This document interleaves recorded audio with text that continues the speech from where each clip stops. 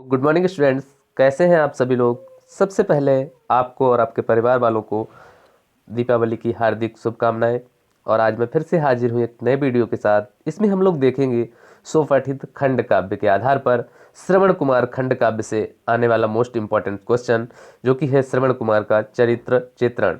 इसको आप 2 मिनट में याद कर सकते हैं। कुछ दोहे लिखे हैं इसमें, महत्वपूर्ण लाइनें लिखी हैं, उनको रीड करके अगर आप लोगों ने ये क्वेश्चन रेडी कर लिया तो दोस्तों आपके 5 मार्क्स कहीं नहीं गए। तो आइए जल्दी से स्टार्ट कर लेते हैं।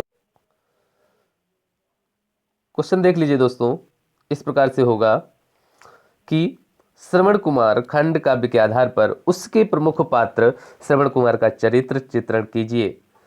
या ऐसे भी हो सकता है कि श्रवण कुमार खंड काव्य के आधार पर उसके प्रमुख पात्र का चरित्र चित्रण कीजिए। वहां पे नेम नहीं भी दिया हो सकता है।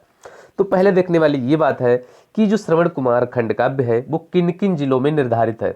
तो जिले देख लेते हैं। हरदोई, आजमगढ़, बस्ती, रायबरेली, वांदा, बहराइच और हमीरपुर। केवल इन्हीं जिलों के स्टूडेंट्स को ये श्रवण कुमार खंड काव्य पढ़ना है। बाकी स्टूडेंट्स श्रवण कुमार खंड काव्य का अध्ययन नहीं करेंगे। तो आइए जल्दी से स्टार्ट कर लेते हैं। क्या है श्रवण कुमार का करेक्टर स्केच देखते हैं।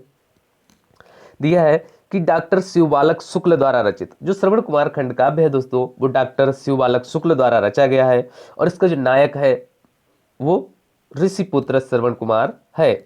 इसी के नाम पर ही श्रवण कुमार खंड काव्य का नाम पड़ा, जो कि अपने माता पिता के साथ सरयू नदी के तट पर स्थित एक आश्रम है, वहीं रहता है। तो आइए उसकी जो चारित्रिक विशेषताएं हैं उनको हम निम्नलिखित बिंदुओं के माध्यम से जान सकते हैं। पहला दिया है मातृ पितृ भक्त। श्रवण कुमार एक मातृ पितृ भक्त है और वह एक आदर्श पुत्र है। इसके साथ ही साथ वह अपने माता पिता को परमेश्वर मानकर उनको पूजता है।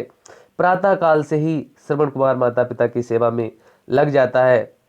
और इतना ही नहीं, वह उन्हें कांवर में बिठाकर विभिन्न तीर्थ स्थानों और देवग्रहों की यात्रा भी कराता है। जैसा कि कहा गया है, बिठलाकर उनको कांवर में करता वह गुरु भार वहन, देवग्रहों तीर्थों को जाता सदा कराने शुभ दर्शन। इन लाइनों के माध्यम से उसकी जो मातृ पितृ भक्ति है वो स्पष्ट होती है।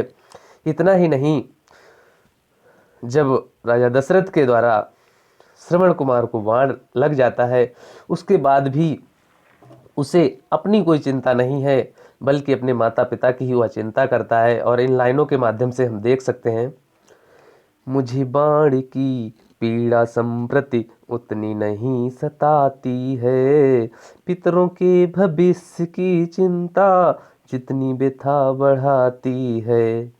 यहाँ पर भी जब वो बाण से घायल है तब भी उसे अपनी कोई चिंता नहीं है, फिक्र नहीं है, लेकिन अपने माता पिता के भविष्य की चिंता उसे और अधिक व्यथा बढ़ा रही है।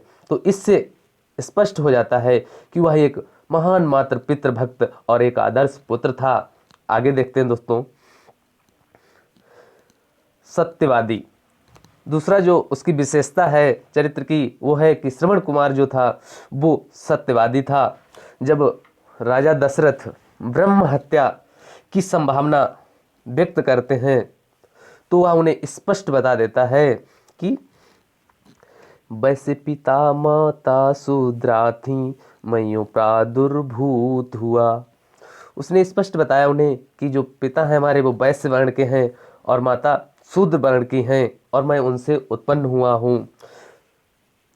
इस प्रकार वह सत्यवादी भी है। नेक्स्ट, संस्कारों को महत्व देने वाला। श्रवण कुमार जो है वो किसी के प्रति भेदभाव नहीं रखता, वह सभी को समान उद्देश्य से देखता है, समदर्शी कहा जा सकता है और संस्कारों को बहुत महत्व देता है।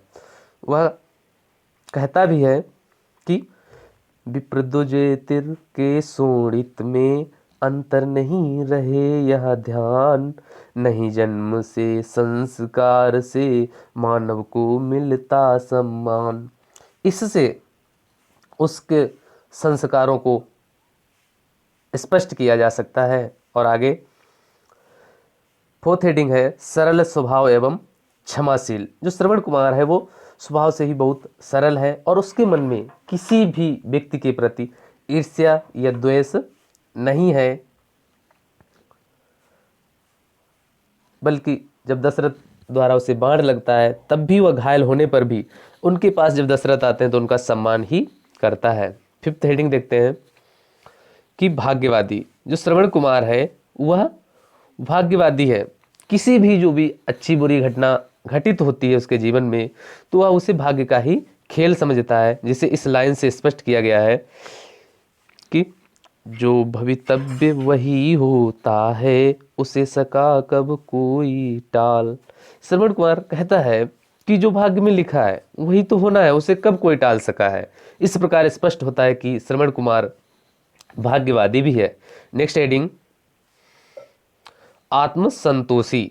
जो श्रवण कुमार है उसके जीवन में किसी के प्रति भी कोई मोह नहीं है और वह आत्म संतोषी स्वभाव का व्यक्ति है। उसके अंदर किसी भी प्रकार की कोई कामना नहीं है, इच्छा नहीं है, जिसे कि इन लाइनों के माध्यम से स्पष्ट किया गया है।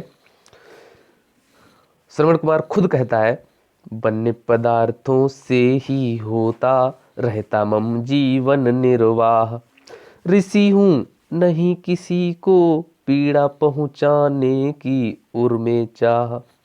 कहा है उसने खुद कि मेरा जो जीवन निर्वाह है वो वन्य पदार्थों के सेवन से ही हो रहा है। मैं ऋषि पुत्र हूँ और मेरे दिल में, हृदय में किसी को पीड़ा पहुँचाने की कोई चाह नहीं है, इच्छा नहीं है।